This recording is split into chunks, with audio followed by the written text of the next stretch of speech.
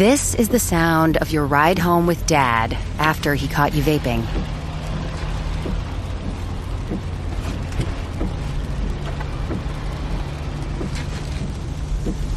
Awkward, isn't it? Most vapes contain seriously addictive levels of nicotine and disappointment. Know the real cost of vapes. Brought to you by the FDA. Rated T to M. Hey, want to hear a PC Game Pass ad? I'll take your silence as a yes. Want new games on day one like Call of Duty Black Ops 6 or Stalker 2? I thought so. How about unlocking all the League of Legends champions when you link your Riot Games account? All for one low monthly price? Well, guess what? We got you. Learn more at xbox.com/PC Game Pass or click the banner. Stalker 2 available November 20th, 2024. Game catalog varies by region and over time. And that's the end of the script.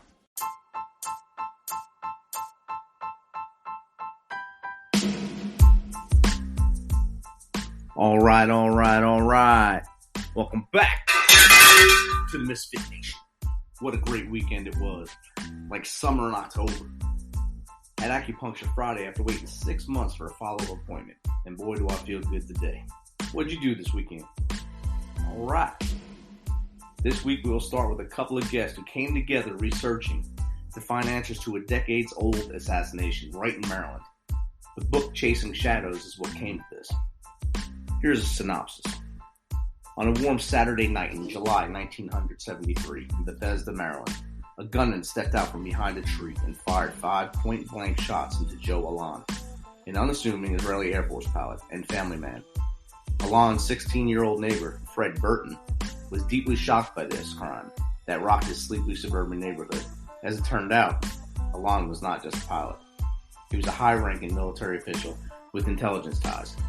The assassin was never found, and the case was closed. In 2007, Fred Burton, who had since become a State Department counterterrorism special agent, reopened the case.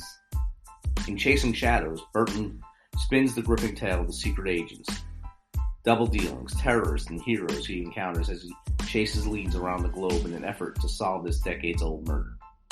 From swirling dogfights over Egypt and Hanoi to gun battles in the streets of Beirut, this action-packed thriller looks into the dark heart of the Cold War to show how power is used, misused, and sold to the most convenient bidder.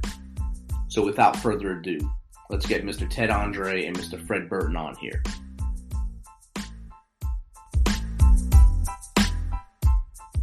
A filmmaker based out here in Los Angeles, and Joseph Alon was one of my father's closest friends. And it's that connection combined with one of his last requests that led me to connect with Fred Burton. Awesome. Fred?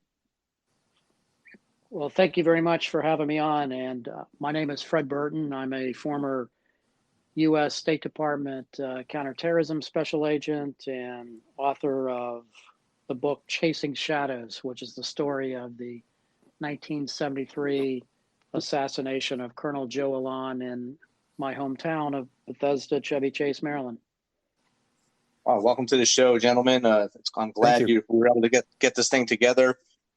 Also glad Bruce linked us together via the internet, the wild, wonderful world of the internet. So, Ted, I've seen on your bio that you done a lot of producing and such like that. Your dad was MACV-SOG, and then you also had a chance to play with Limp Bizkit. Yeah, I'll give you the quick story on that. Father, was in MACV-SOG.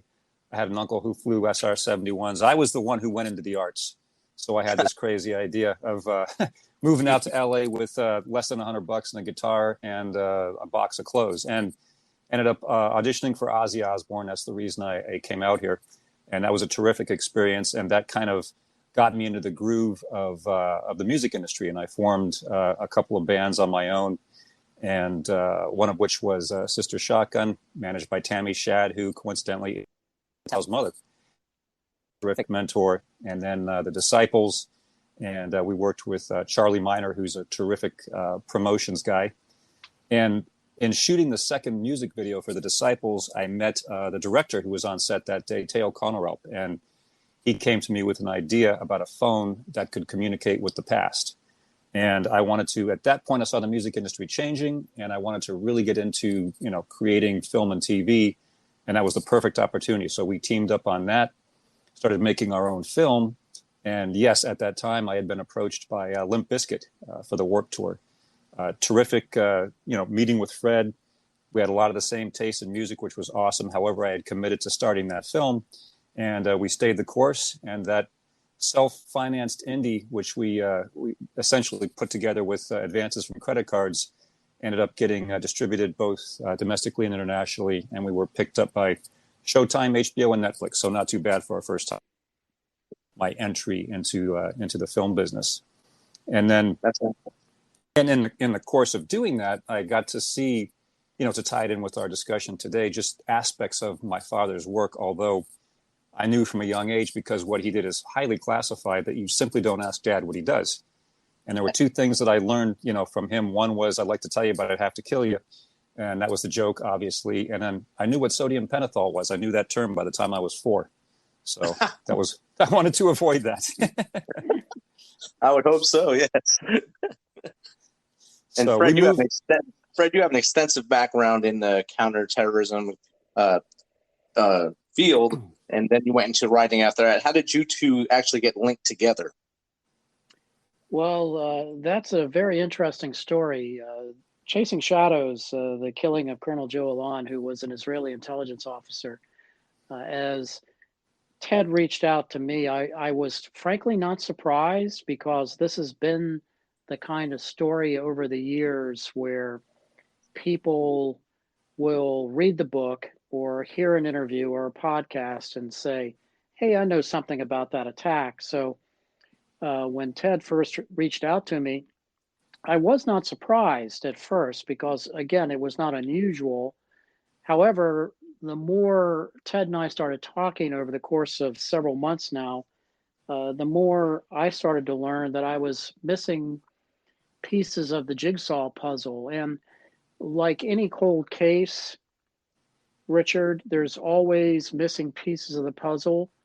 And Ted and his father, who quite frankly was a hero with the U.S. military, his relationship with Colonel Joe Alon is fascinating. We're still exploring that. We're trying to delve into that, because Ted's dad was working on probably some of the most highly classified projects that the U.S. government had underway.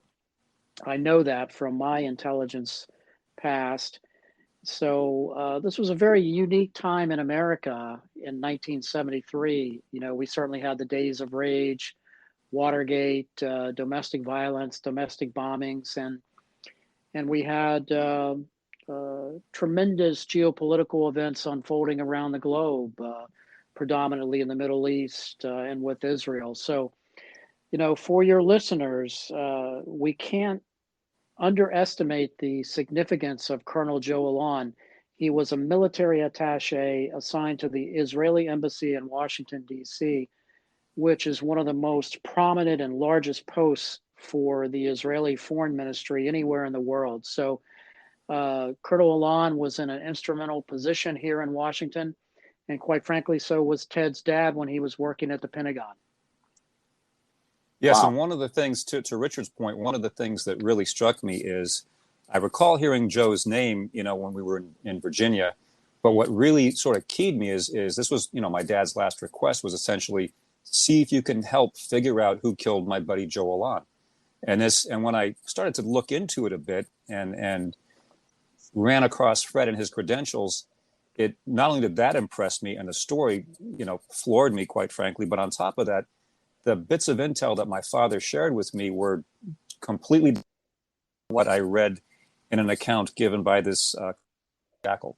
And that's kind of what made me really get inspired to definitely connect with Fred and at least share what I knew, to see how we might put some of the pieces together on the matter, because it was so different to what I had read. Wow, and that's very interesting. Yeah, in many ways, Richard, as Ted and I have discussed, you literally cannot make this kind of stuff up. I mean, here you have a political assassination that took place in this sleepy little town in 1973. You have all the earmarks of just chaos during that time period, meaning, for example, evidence is lost, the family's whisked away.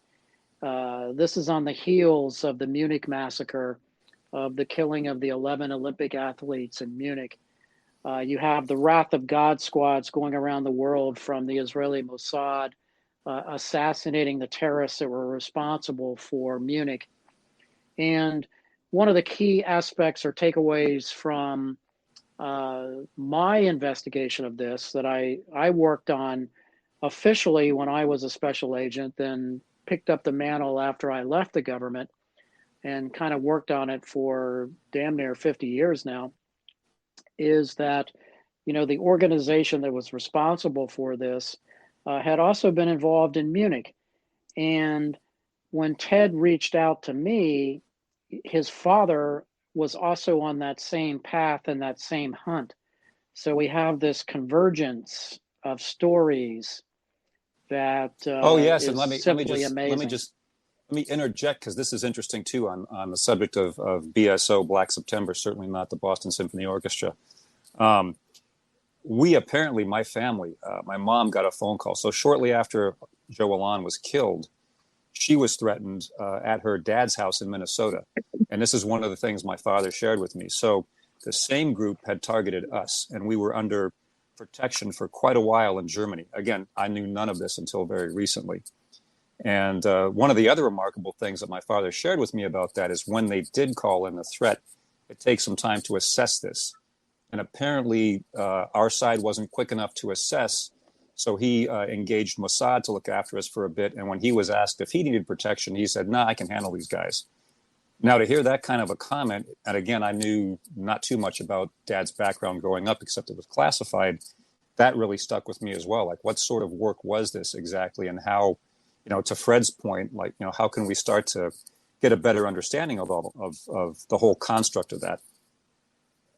And the fascinating part there, Richard, for your listeners, is when Ted shared that information with me about his mother receiving that threatening call, there was actually evidence of similar threatening phone calls that had been made to other members of Colonel Alon's family subsequent to the killing of Colonel Alon. So it's just this confluence of events that is, to me, is just fascinating. And the fact that here you have a U.S. war hero, Ted's dad, and a hero of the state of Israel, highly decorated fighter pilot. They're buddies, they're friends, they're collaborating in some capacity. And that's just amazing to me. And the fact that in the course of my investigation, I was unable to hunt down many people that were actually personal friends with Colonel Alon. I call him Joe, and Ted's dad was one. And the moment that Ted told me that his father's dying wish was to try to get to the bottom of this, I knew, like I've always knew in this case, that this is bigger than both of us. And so we decided to collaborate and try to see what we could put together and make sense of this political assassination that happened in 1973. Wow. Yes, and to Joe, to Fred's point, we also have that my father kept, and this was a big piece of us being able to kind of help connect the dots, if you will, where Joe Alon, his wife Devorah, they're all listed, along with several sort of key points about some of the operations that were going on at that time. So to Fred's comment there, it is certainly bigger than both of us, and it's been a rewarding and fascinating journey so far to not only collaborate, but then to speak with people like you, Richard, and kind of just start to share the story and see it take shape and get more clarity. I can just see mountains of data from both Fred's investigation and your dad's line of stuff that he had on it, including the actual journals with names in it. It has to be mesmerizing to see all that data come together and paint the picture a little better. Yeah, it really is, just from an investigative and an analytical process. And, what happens, Richard, with these kinds of cases is, this is a cold case. This is taking place in pivotal moments in U.S. history. And that is fascinating to me just from the geopolitics of this. You have a young Israel in many ways in 1973. It's not long after the creation of the country and certainly the Holocaust. And here you have America working with Israel to help them protect the state. And the personal relationships between Colonel Alon and Ted's dad, to me, is fascinating, just knowing the interworking relationships of these liaisons between nation states. So we're still peeling that onion back, and but I must say that it's as I've looked at this case, you really can't make this kind of stuff up when you start thinking about how our worlds have collided here. Definitely, and especially if you look at the world from now back till then, you can see that there's still a lot of animosity towards that young Israel, and there's still a very young country. We're not that old of a country. We just grew a lot faster than most ever have. And seeing how many people do not like us as we get off planes and we're called Westerners. As we go to the East, people just do not like us when we get off planes there, no matter what we're dressed as. I can imagine that animosity in the 70s when they can blend in, and it was easier to get across borders here in the 70s. It was easier to blend in because of what people looked like back then, how they were kind of separated, especially in Bethesda, Maryland. So it was probably kind of hard to pinpoint who it was, but someone had to have seen something or known something. Oh, for sure. I mean, one of the true heroes of this story, who's not on the call with us, but remains a close friend of mine, and I introduced him to Ted, is one of the original cold case detectives from the police department, and his name is Ed Golian. And over the years, we had collaborated with this case. And, again, this is a different time in law enforcement. I started as a cop before I was a federal agent. And, I had hunted down the original FBI agent, Stan Ornstein. God rest his soul. He subsequently has passed away. But Stan responds to the crime scene that night by himself because you have a diplomat murdered. And, heck, he had never worked a homicide before, let alone a political assassination inside America. Today, I mean, you can just look at social media and think of the hundreds of FBI agents that would be on the scene. Well, this is just one guy who had never worked a murder like this before. He shows up. And he's trying to figure out what he remembers from homicide class at Quantico, because they were doing so many Watergate leads during that time period and foreign counterintelligence kind of things. And here he is now dealing with a violent crime involving the murder of a diplomat. And I'll never forget, he said he pulled out his Polaroid camera and like a tape measure, because, here the FBI is on the scene and the local cops are there thinking that the Bureau is going to really know what to do. And he said, hell, I really didn't know what to do. The local cops had been dealing with more violent crime than I ever had. So it's just one of those moments in time in America from a law enforcement perspective where, there is no cell phones, there's no DNA, there's no internet, and things were just very, very rudimentary when it comes to just forensics. Definitely. And obviously, like you said, forensics, if you look now, even on the battlefield now, we have way more advanced forensic technology than you guys had in the 70s and early 80s for police work and law enforcement. And going into any crime scene at that time, it was paper bags mostly, and just grabbing everything, throwing it in, and hoping you got everything that was at the scene and getting out of there as quick as possible.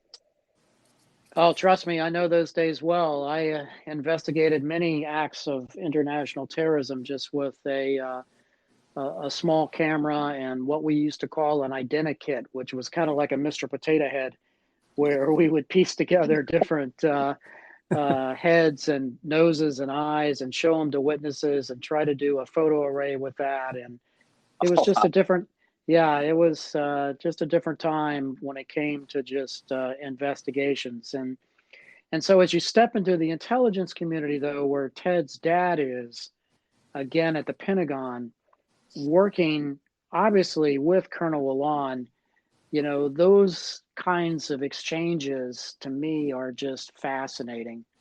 And I'm really, really fortunate and blessed that, Ted took the time not only to honor his dad's wishes, which is simply amazing. And I'll say this here to you, Ted. I'm sure your dad would be very proud of what you have done. And I just only wish that I had had the opportunity to talk to him. I was just going to say that would away. be an amazing conversation. And to Fred's point on the Pentagon, the thing that struck me, because I remember Dad took me there when I was very young, and you go through so many security checkpoints at the time, and it was a very unusual structure inside the place. And on his desk, again, even as a little kid, the papers all either had, it was like out of a movie. There was either top secret, they were stamped, or everything was flipped over. So, even a child can't view these documents. So it really left an impression on me too at that point. Like, wow, this is a big deal. I just didn't know what kind of a big deal it was, the degree of it. It's definitely a big deal, and especially for you as a young guy going into the Pentagon. I know back then, I think there was like 3 different waves of security at that point, where even Pentagon or Department of Defense ID card holders couldn't get past a certain point. They can only go so far inside the Pentagon unless they had someone escort them. So it was a higher alert of security then than it is now, really, because now everything's digital, so they just do facial stuff to get in there. But I bet it was very impressive for you as a youngster. Oh, yes. And one of the things that struck me, too, is the structure interior-wise. There was a point that we got to where we went further into the building where it resembled a tunnel, i.e. there were no right angles on the walls or the ceiling. I think it was like a tunnel, like a cement sort of tube we went through at one point. So really interesting stuff. Definitely. So as you finish the book, you'll see it's on Amazon right now. Were you satisfied with where you ended, or are you going to continue moving forward with it? Well, you ask a good question. I've said this to Ted and many, many others over the years, Richard. This is the kind of case that I think will probably haunt me to the day I die, or still have loose ends for a long period of time.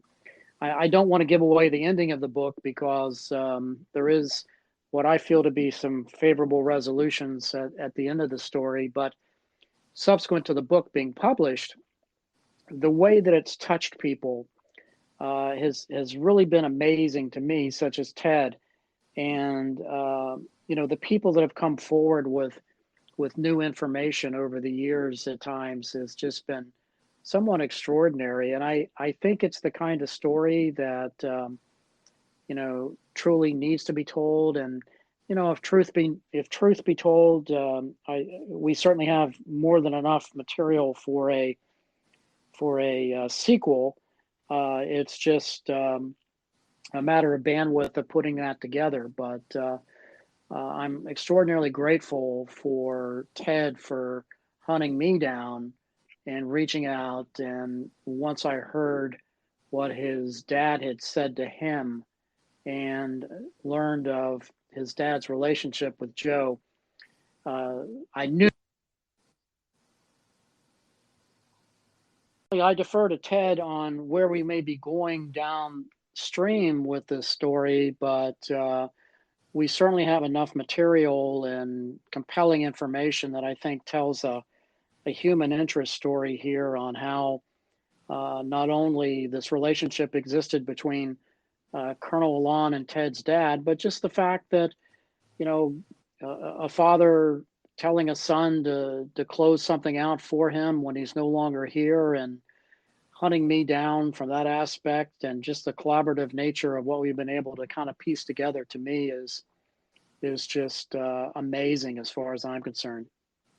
Oh yeah, and to Fred's point, it brings kind of in a way closure in that I've connected with Fred to kind of tell the story that my father wanted to look into, but at the same time an opening to shed more light on this and share it with more people in a fashion that is kind of driven by the collaboration between Fred and I as well. So, i.e., the film project that we're working on at this point, I think is going to be a way that we can add some more to the story, put some more of the dots together, and actually put it out there for people to see and enjoy. And I think there's the human interest part Fred mentions of honoring a father's wish, but at the same time, I think if we can, the more we can get the story out there, there may be other people who recall details from the time, who were there at the time, who may be able to shed even more light on the case. And kind of like, what Fred experienced with the book, we're hoping that same thing can start to happen with this next iteration of this, quite frankly, amazing story. I agree. I think this is an amazing story, and with the two of you collaborating on it, it's going to just get better. As you said, working on the film piece, going forward, that'll bring more eyes to it, because most people are glued to TVs now, and especially in the last 18 months. That's about their lifestyle right now, is TVs and DoorDash. But the TV will get more eyes on it. And as we speak about it here on the podcast, in the event that some listener has knowledge of this, how would they reach out to either one of you to maybe share a story they know about this? Well, we can certainly provide our info. This is Ted. I will, give you contact info to reach out to me, and Fred has his site, and he can kind of share that as well. And we're more than happy to chat with folks. Sure. Awesome. From my end, Richard, anybody that listens to this that might have information surrounding this case or wants to contact me or Ted, please have them reach out to me via my contact form on my website, which is very simply officialfredburton.com, officialfredburton.com. And trust me when I say this, I respond to each and every inquiry that I get there, especially concerning this case. Awesome. And I'll put that in the show notes as well, so that way it's easy for them to find it if they're not able to write it down right away while listening to it. Thank you for that. No problem. And I appreciate both of you for taking your time to come on today. Any last words you want to throw out? This is Ted here. Richard, thank you for chatting with us, and collaborating with Fred and Ed Golian and sort of seeing this take shape is just a terrific experience, and we're definitely looking forward to sharing this with more people, with a larger audience. Richard, I want to thank you for caring about Joe's story, caring about Ted's dad, and for your interest in Chasing Shadows. So we truly appreciate that. No problem. Thanks again, guys, for coming on, and I'll be in touch with you in the future. Excellent. Thank you.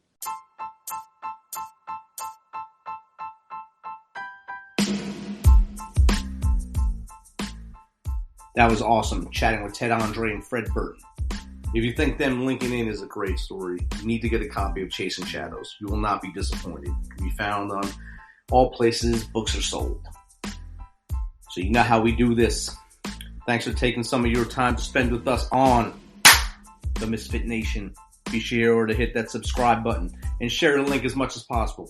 If you want to, please become a supporter or find someone that wants to support to help us carry this on. We appreciate you. If you know someone that would bring energy and a great story to the show, have them visit our website at themisfitnation.com and reach out to us. As always, till next time, be humble, stay hungry, and keep hustling. Because we are the Misfit.